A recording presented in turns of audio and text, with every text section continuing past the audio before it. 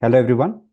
I wish you all a good day and welcome to today's webinar on From Chaos to Calm, Streamlining Enterprise Operations for Proactive Reliability. I'm Vishal and I'm Senior Technical Content Lead at Squadcast, and I'll be the host for today's webinar.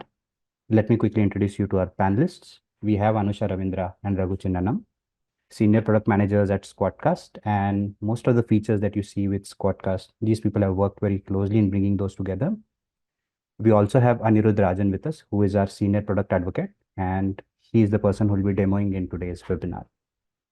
Let's quickly take a look at some of the key takeaways for today's session. We'll start this session off by understanding some of the common challenges of IT incident environments and see how operational benefits of unified reliability stack can come into place. Then we'll go on and talk about how you can get proactive with your on-call workflows and how you can improve speed and accuracy by using automation. We'll also take a look at an interesting feature called as past incidents and see how it helps you learn from past and take better incident management decisions. Then we'll move on to the demo part, and we have something interesting stored for you in that as well. So that's the agenda for today's session. Let's move on and take a look at some of the rules that will help you probably chat more effectively with us. So feel free to drop your questions in your chat. Now, since our speakers would be in the middle of speaking, at times there's a chance that they might miss out on your questions. So to avoid that sort of confusion, we'll take all your questions and circle them back to our speakers towards the end of the webinar in a Q&A session. So stay tuned. We'll make sure we answer all your questions. And finally, we'd love to hear your thoughts. So go ahead and add your live comments as and when needed. Okay, let's get started then. Let's start with some of the common challenges of IT incident management environments, right? Uh, Complexity of systems, of course, because we are talking about intricate connection of various services coming together. That often leads to a common challenge, that is getting to the root cause of incidents when they arrive. We are not sure where they come from, and tracking them becomes a challenge given the number of services that are there. Some other challenges also include volume and variety of incidents, right? It could be a single incident or could be a plethora of incidents coming together to cause a problem. Or it could be different kinds of incidents as well, right? It could be, at times it's just a false alarm. It could be a scheduled maintenance notification, or could be a software or hardware bug. So depends what kind of environment are you working on and how you plan to tackle it. You also have challenges like fragmented monitoring and alerting, where if your monitoring systems are fragmented, then you might face problems like alert fatigue, given the amount of alerts that you might receive, and you might need a process to tackle this situation. Another issue is coordination and communication, right? If you have complex systems and if you have multiple teams or larger teams working together, common question is who do you reach out to, right? And that also leads to a problem where you have higher resolution time and impact mitigation also gets impacted. Why? Because uh, you are not certain how do you go about assigning priorities to your incidents and who do you reach out to. So that is something that needs to be addressed. Documentation and knowledge management becomes tricky in case if you don't have a centralized repository. So responders might not have a chance to go ahead and look at the right resources and then come up with solutions instantly. And this is where continuous improvement and learning becomes important, because if you don't have right processes to uh, go ahead and have information from the past and then get it documented properly, it becomes a mess altogether. So these were some of the challenges that we commonly see in complex IT environments. We have a poll for you. We would like to know from you, as in a part of an IT organization or an organization in general, what are the common challenges that you face? Uh, a poll should pop up on your screen and there should be certain options available to you. Feel free to go ahead and um, choose the option that is valid for you, or you can also select all the above as an option. We'll wait for you to go ahead and probably mark your options for a few seconds and then we can proceed.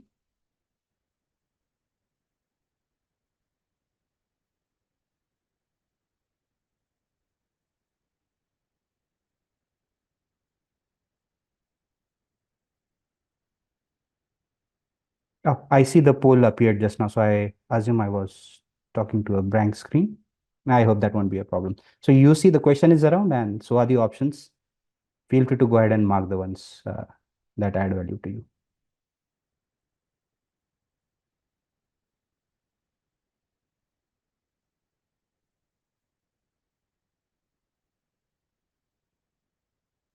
Okay, I believe you folks should be done by now with the poll.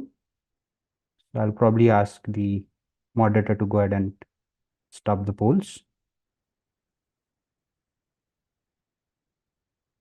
Cool. We have your answers with us. And I'm sure this session will definitely help you answer those as well. So let's go ahead and take a look at how Squadcast helps us address the challenges that we just mentioned, right? So Squadcast is an end-to-end reliability automation platform. It helps you bring in your on-call, incident management, and SRE workflows under one roof. So if you don't want to cobble up different tools together and stitch a solution, Squadcast is a good option because it helps you take care of all those things. Now, how does it help you do that, right? It offers various solutions in the form of incident response and on-call management capabilities, be it bringing your different teams together through different ChatOps tools that we offer integrations for, or basically setting up schedules or various other things that help you stay on top of your incidents. Squadcast takes care of it. Besides that, you have options to continuously learn. Like I mentioned, we'll be talking about past incidents. Anusha will be covering that in detail. A service that helps you do that. And then there are other features like SLO tracking, site reliability engineering. Um, and most importantly, we have something around automation as well that will help you automate some of your mundane tasks that you might come across. Um, this is something that is worth exploring in detail, and Anusha is someone who will help you do that in detail. Hey, Anusha, why don't you take it over and talk about these features in detail? Awesome. Thank you so much, Vishal. So in my segment now, I'll be covering a few features that will help you get proactive with your on-call workflows. So typically when things go downhill at your end, you receive a lot of alerts from various alert sources, and most of them are repetitive because the team is still, trying to identify the issue and then put in a temporary or a hot fix. So the impact is lessened. And then a longer term fix is deployed with time. So during these critical first few minutes is when teams tend to receive a lot of notifications.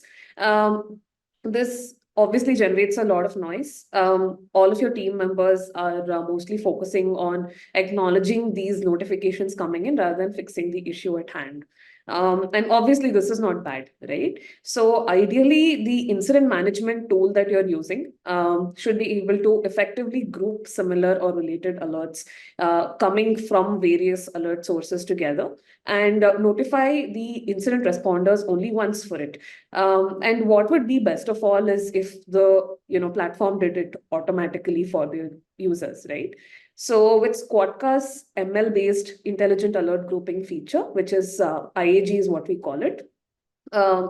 This, when enabled on a service level, will tell the system that, go ahead, automatically deal with similar or duplicate alerts, as in auto group them, and reduce my notification noise, right? Like, please help me deal with the notification volume at my end. And this also promotes quicker turnaround times, especially for critical issue resolutions.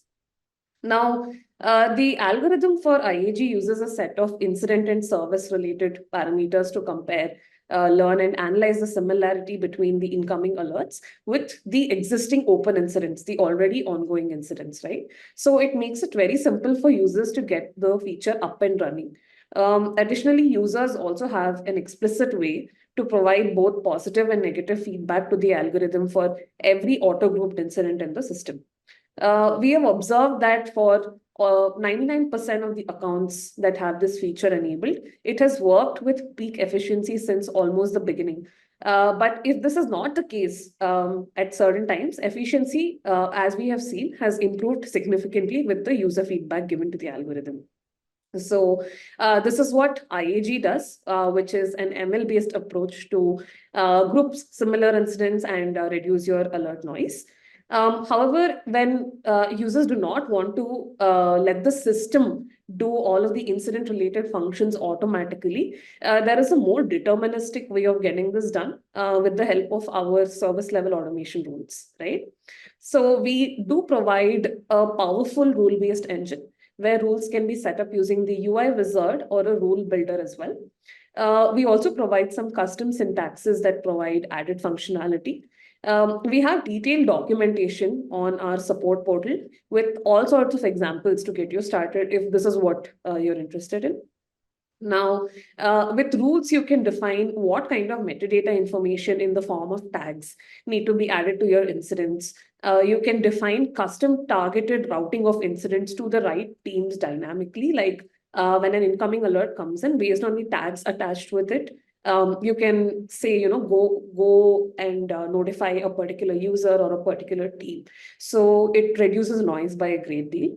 You can also deduplicate similar incidents and suppress non-actionable alerts, all based on conditions that you define using our rule engine.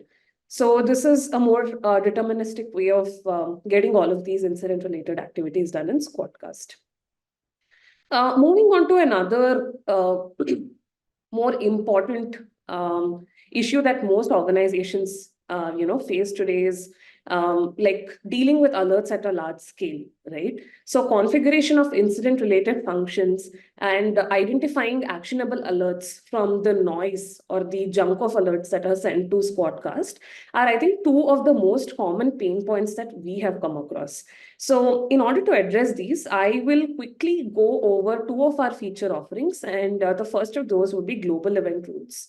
While it is nice that we offer granularity in the sense that you can configure different service level and incident workflow settings and rules for each of the services that you have specified in Squadcast, when companies deal with hundreds of services, it becomes very critical that they have a central dashboard to view these services and set up rules at a global level, right? So we understand that requirement completely. And in order to fulfill something like this, we offer global event rules as a feature. So in the current version of the feature, users can set up routing of incidents to the various services at a single place, right? Using a single webhook for one single alert source at your end. So if this was to be done, imagine for every service, and you had, let's say, around 500 services, then that would result in 500 different webhook endpoints for the same alert source at your end. So this is where global event rules comes into the picture, making your life easy.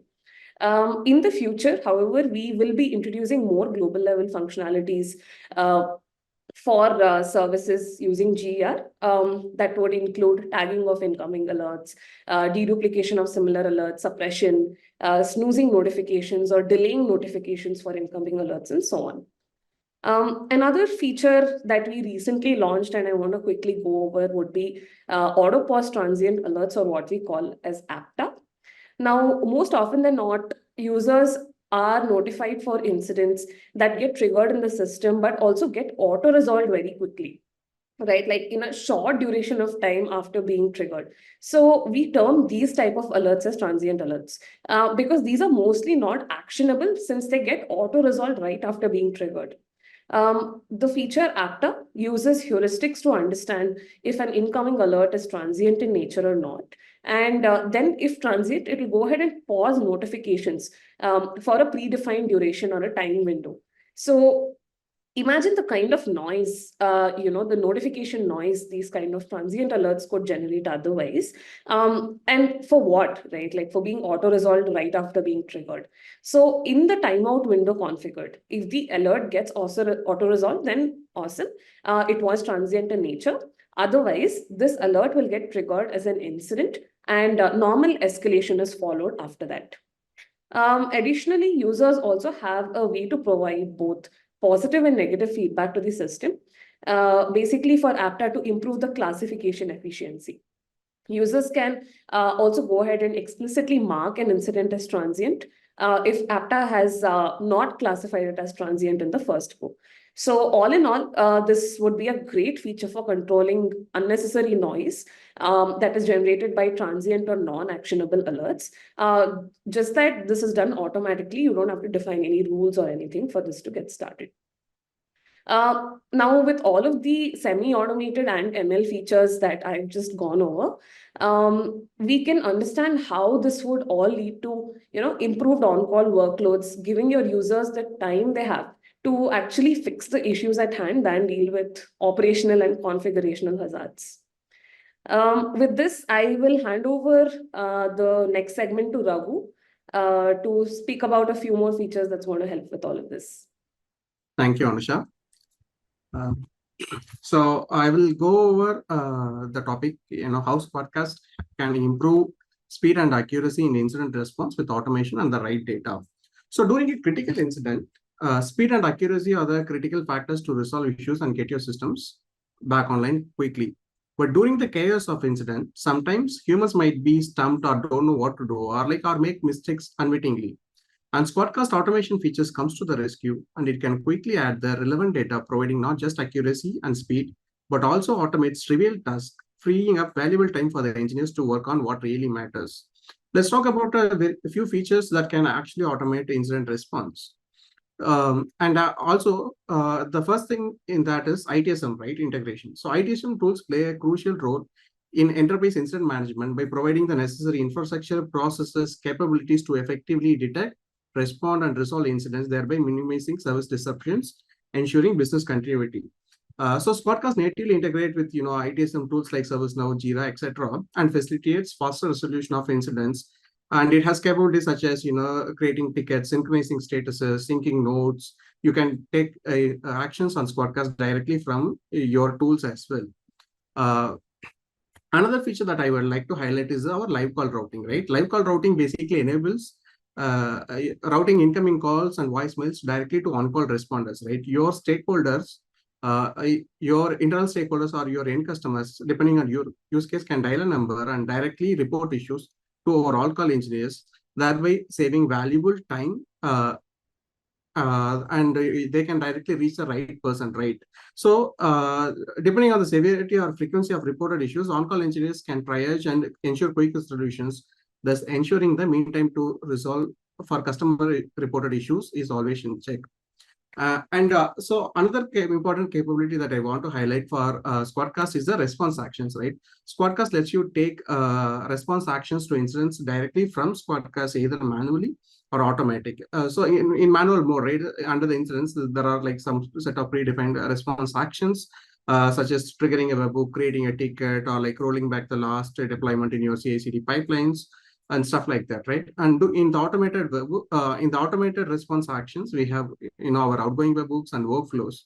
Our workflows helps with automating a lot of actions within Squadcast as well as with external tools. So basically, right, with the preset conditions, if those condition matches, our workflows will trigger and do a bunch of actions like updating tag priority, marking an incident as SLO affected, or like it can make an HTTP call or send an email, or it can actually do some actions in external tools like Slack, Microsoft Teams, etc., or Jira.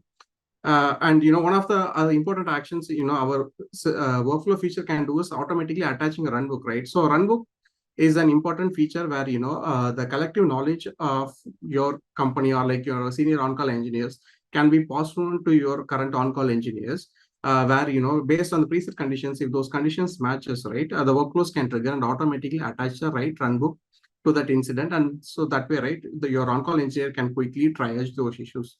Similarly, another important feature for knowledge sharing is postmortems, right? So postmortems are a way to summarize the resolution of an incident, and it can serve as a knowledge base for few failures and fixes in the future. And it improves the that culture of shared learning and learning from failures, and also identify follow-up so that it can be prevented in the future.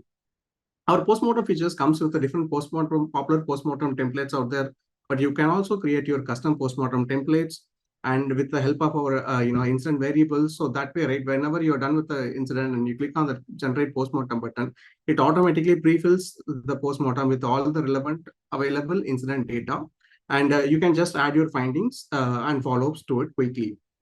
Another feature I would like to highlight is our stakeholder groups and additional responders, right? You can keep your stakeholders informed. They may be your C-level executives or your customer support teams, or your customer success teams. So you can keep them informed with our stakeholder groups, where you can simply tag them, mention them in our notes, and they will get added as incident watchers, and they will get notified of any actions that is currently happening on the incident. Similarly, right, not just your on-call engineers. If you, based on the incident, right, you can call in subject matter experts or like relevant other engineers you can add them as additional responders in our tool, and you can notify additional users and squads, and you can also see who are the other people who are working on the incident currently, other than just your on-call engineers. So as you can see, right, I have only highlighted very few features, but our feature set and the way it works is completely customizable. You can actually customize the workflow and the features based on your use cases. For example, if there is a P0 critical issue happening, the end users or stakeholders can report the issue directly to your on-call engineers via logical routing, and our workflows will kick in, and it can trigger tickets in your ITSM workflows, automatically do procedural steps like creating a Slack channel, creating a meeting bridge, notify stakeholders, sending an email to the relevant people, updating status pages, run a script to fetch the logs for the on-call people, to take a look, and then finally it can update the status pages and the incident is resolved. It can create a postmortem, it can generate a postmortem, and then people can collaborate on top of it, add their own findings. So as you can see, right, a lot of time is freed up, and it is like a complete automation stack that we have built. So yeah, I hope this is useful. I will let Anusha take over for the next session. Sure. Thanks, Raghu. Now I'll quickly go over one of our features that both Raghu and Vishal mentioned earlier, which is past incidents, basically that helps, sort of understand correlations with your previous incidents if something like that exists, and put out the information in a more effective manner. We all know that the past is always rich in learning, and especially when it comes to incidents, past data is history, or the history is gold. So similar issues do occur from time to time, but it would be absolutely ridiculous to spend the same amount of time on it every time it occurs, especially when it's already been dealt with in the past, right? So since we already have this history or the data with us, we thought putting this out, like I said, in the form of useful, actionable information for our users would become a way to build their knowledge base and also drive things quicker in the future. So what we've seen is most organizations have SOPs, that is standard operating procedures, that their on-call engineers follow for a certain set of issues reported by their customers, or these SOPs are a result of the issues that have occurred in the past that get documented either internally at their end or in Squadcast as runbooks or postmortems. So what we do is we use heuristics to find past occurrences of a currently ongoing incident and show all of the relevant information clearly, which would make the issue resolution quicker by providing historical context, previous incident activity and involvement, timing patterns, if any, and also the past solutions that were employed to resolve the incident. We also provide the users with an interactive heat map that shows a 6-month overview of all of the comparable incidents related to the service that is currently being assessed. Now, we show historical data in 3 different time ranges, that is last 6 months, last 3 months, and last week, last 7 days. So we indicate the number of incidents that the currently affected services has had in the time periods that I mentioned, along with the median TTRs for all of these incidents, TTR as in time to resolution.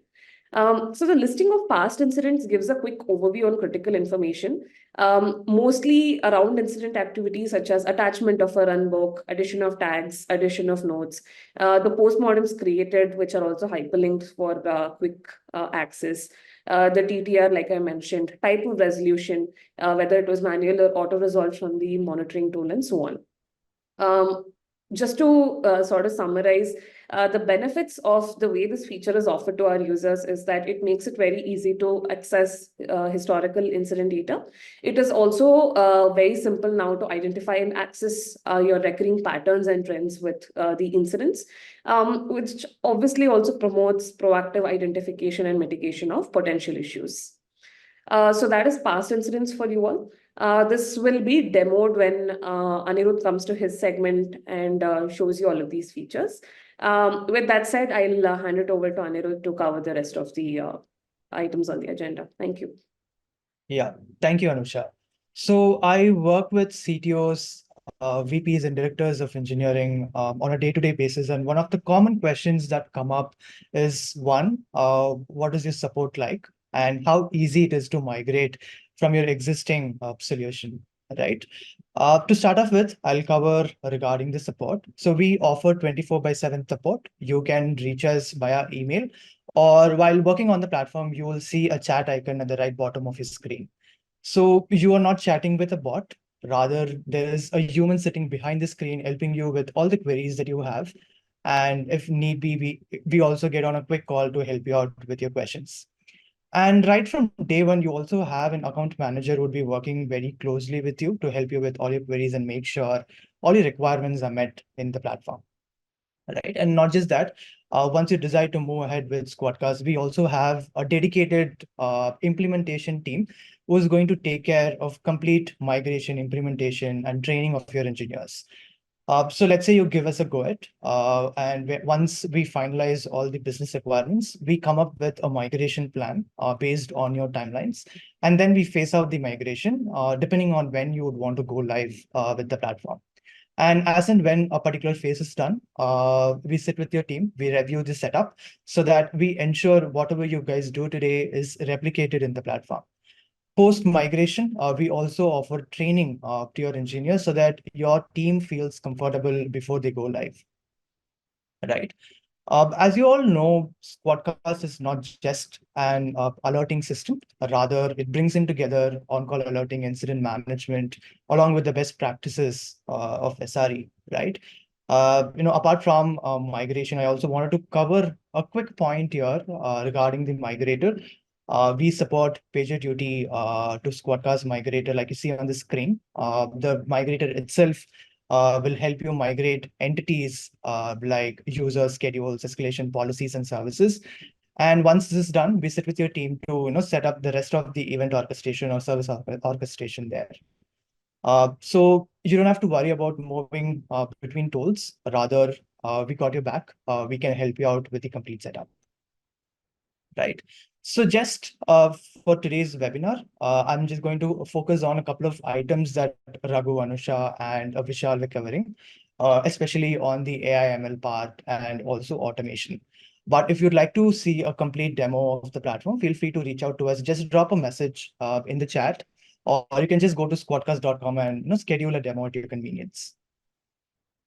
I'm going to present my screen and quickly jump on to the demo. Let me know if you guys can actually see my screen. So yeah, once you log into the platform, added your users, or once you've configured your teams, escalation policies and schedules, the next step you'll be doing is creating your services. So services are the most logical components that you monitor at your end. It could represent a component within your architecture or the complete architecture itself.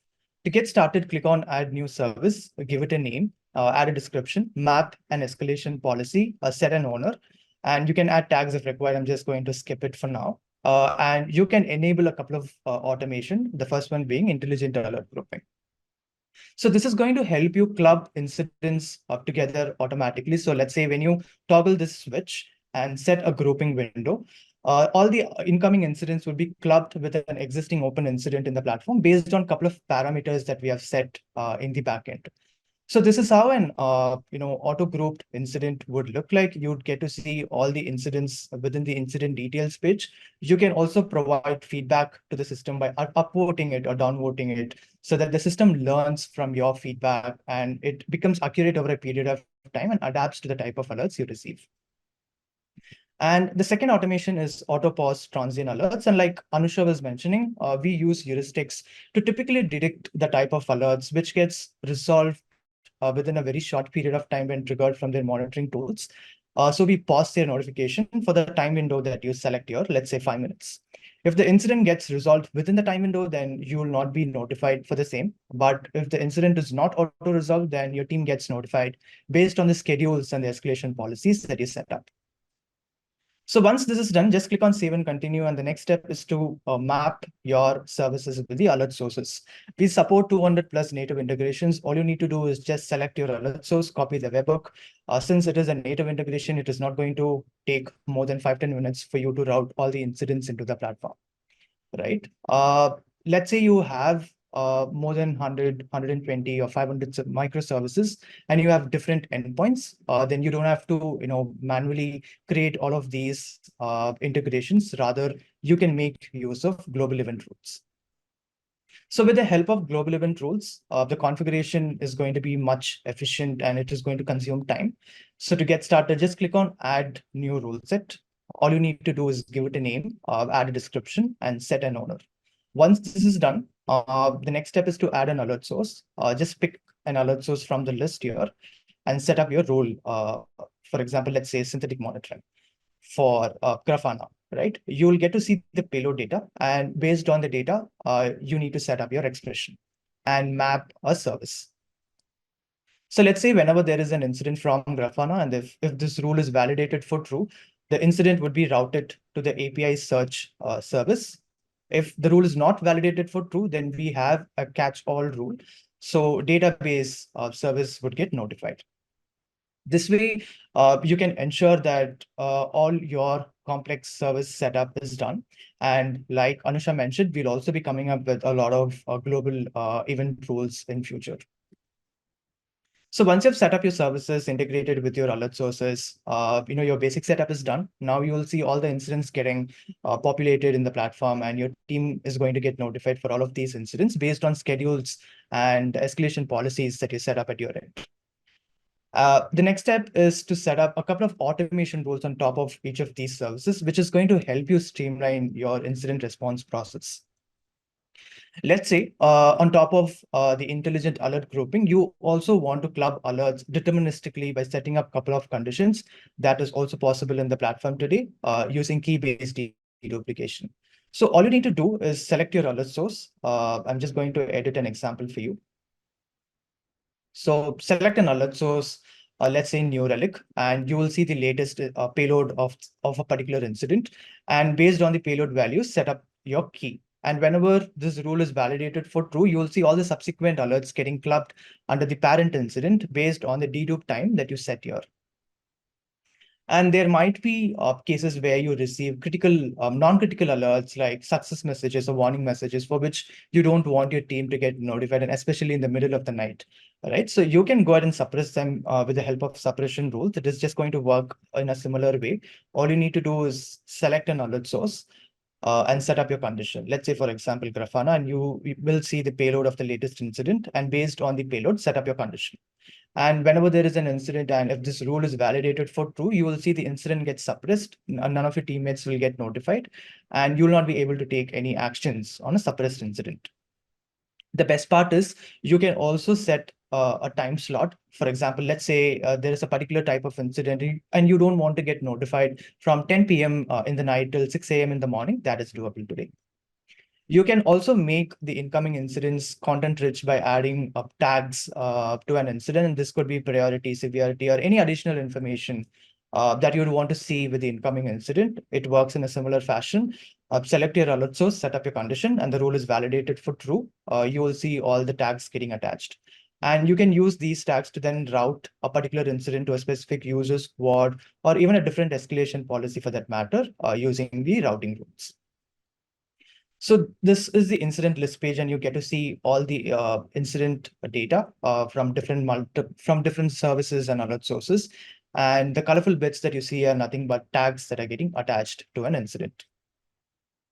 And this is an incident details page. You get to see the incident information, like what is the title, what is the description, when was this incident triggered, which alert source this incident was triggered, which service was affected, which teammate was notified, what is the medium of notification, and all the other actions are recorded under the activity timeline.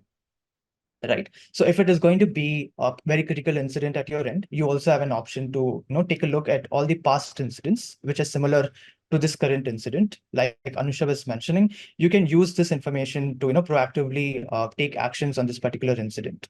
right? You can use this heat map to see how many incidents similar to the current incident has occurred in the past. And at the bottom, you also get to see top 5 relevant incidents. So you can quickly check out this incident, see how what steps were taken and quickly replicate it. This is also going to help you reduce your mean time to acknowledge and mean time to resolve. Let's say I acknowledge this particular incident and start to work on it. And while working on an incident, I understood I need help from a couple of more teammates. All right, so I can quickly add multiple responders to an incident like Raghu was mentioning. Let's say Dheeraj. Just click on confirm, and Dheeraj would be receiving an email and a push notification in the mobile app. We support both Android and iOS, so you can just go to your App Store and Play Store, download Squadcast app there, and you would get notified via the mobile app and also via email. And whenever you had someone as a multiple responder, or when you collaborate with someone by mentioning them, let's say, hey, I need help.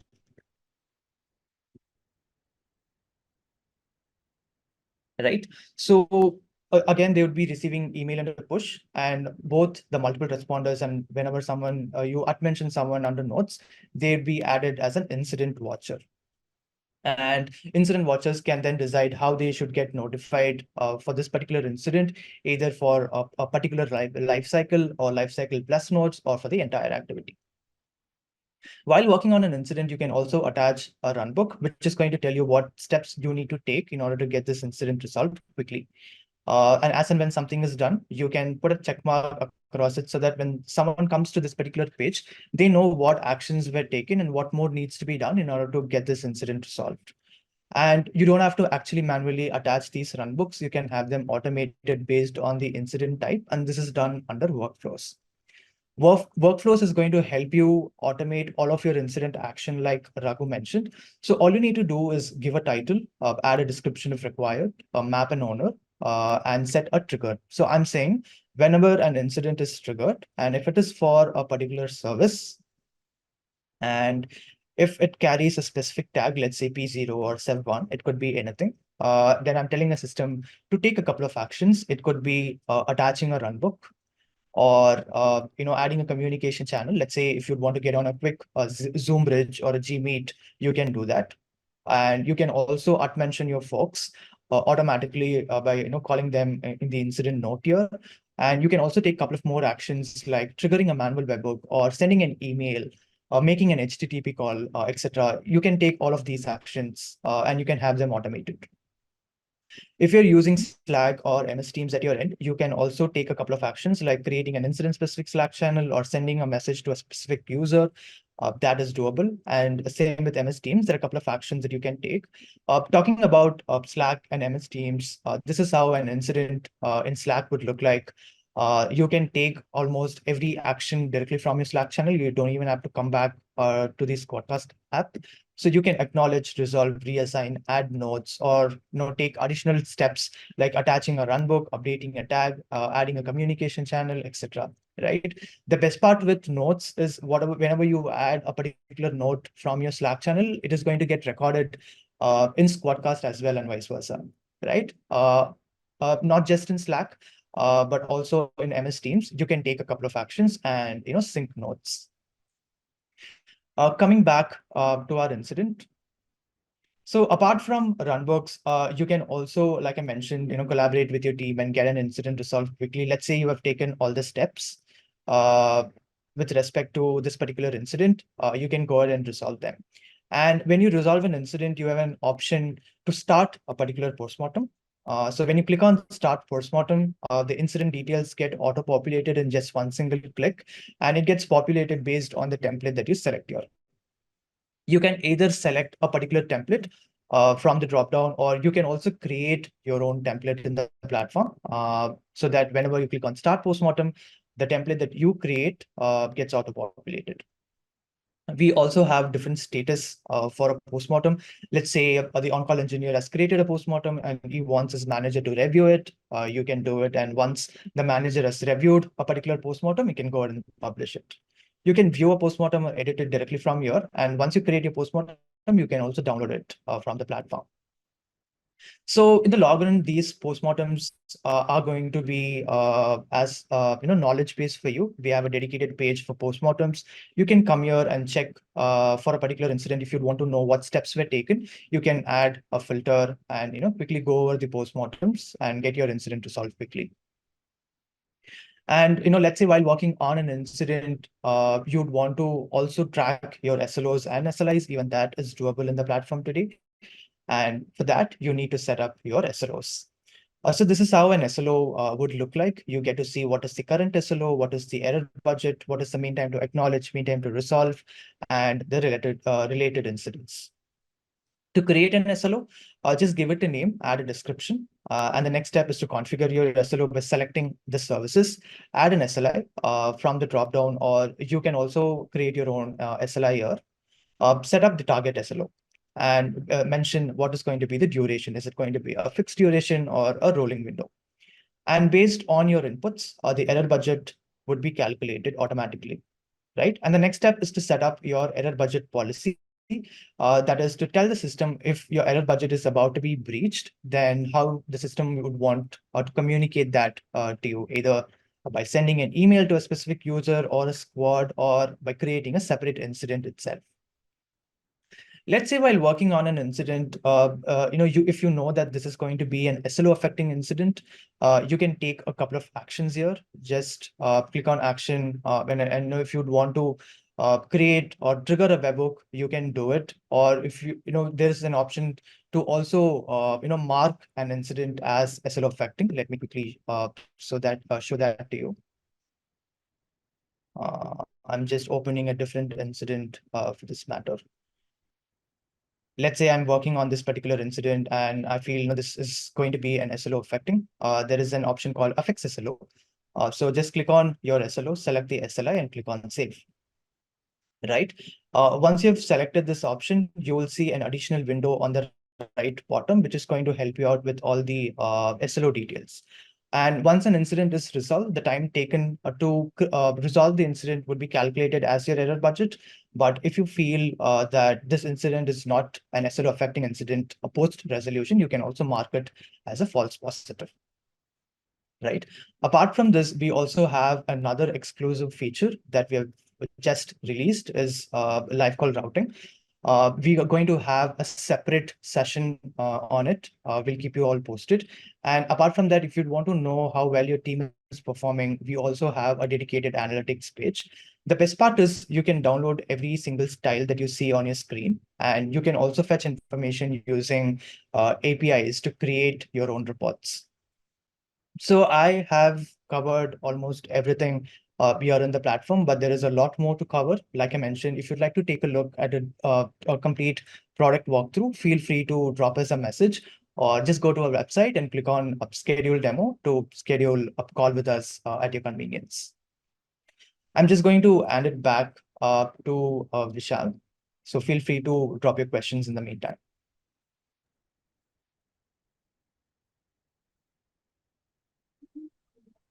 Hey, thank you, Anirudh. So, yep, we are towards the end of the session. We are open for questions now. So, folks, if you have any questions, feel free to put those in the chat and we'll take those up.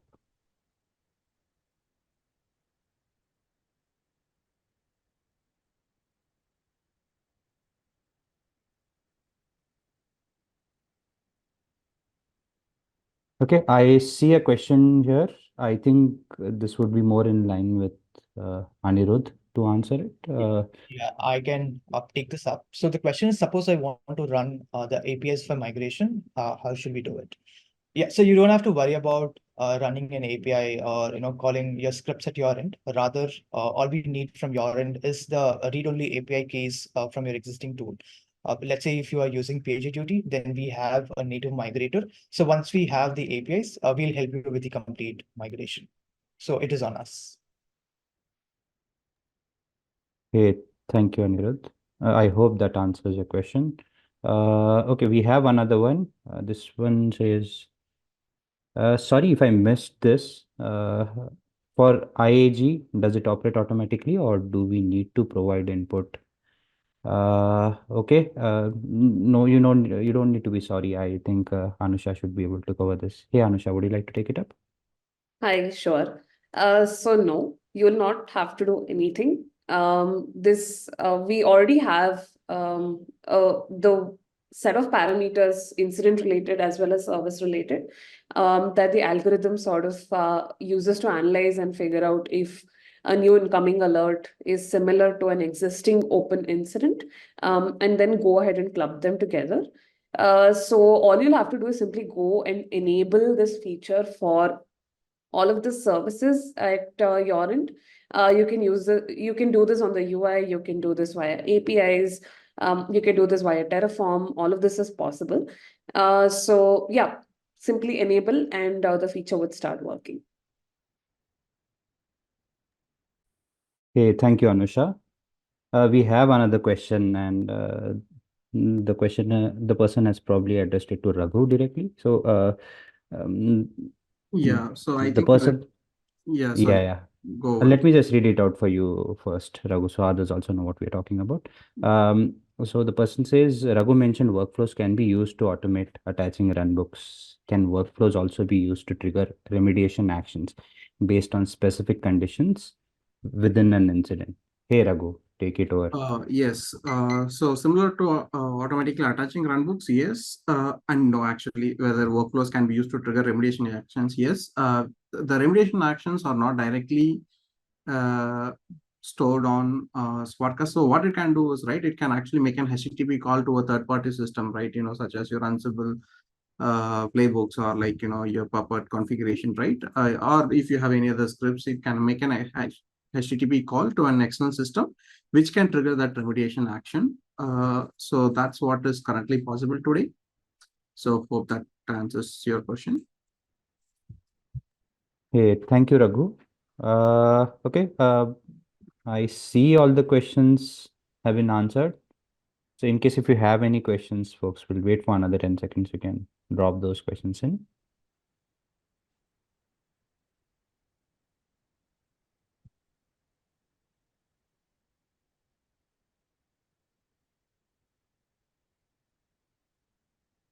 Okay, I see no more questions.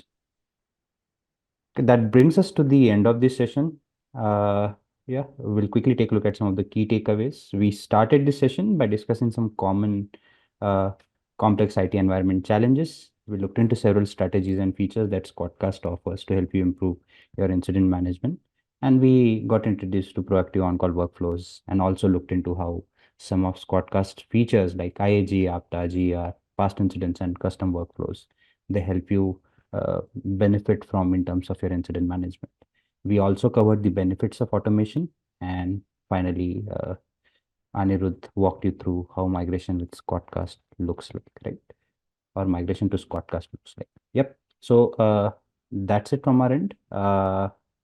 We hope you all enjoyed this session. Just a quick reminder, in case if you're new to Squadcast and want to give it a try, feel free to try out our 2-week free trial. And like Anirudh mentioned, in case if you're stuck anywhere or need any help whatsoever, you can always request a sales demo. Our team would be more than happy to help you with all your doubts. Having said that, in case if you joined this webinar late or want to just revisit it again, we have you covered. We'll share the recording with you soon. So stay tuned for that as well. And once again, thank you all. We had fun doing this webinar and we hope you all enjoyed it too.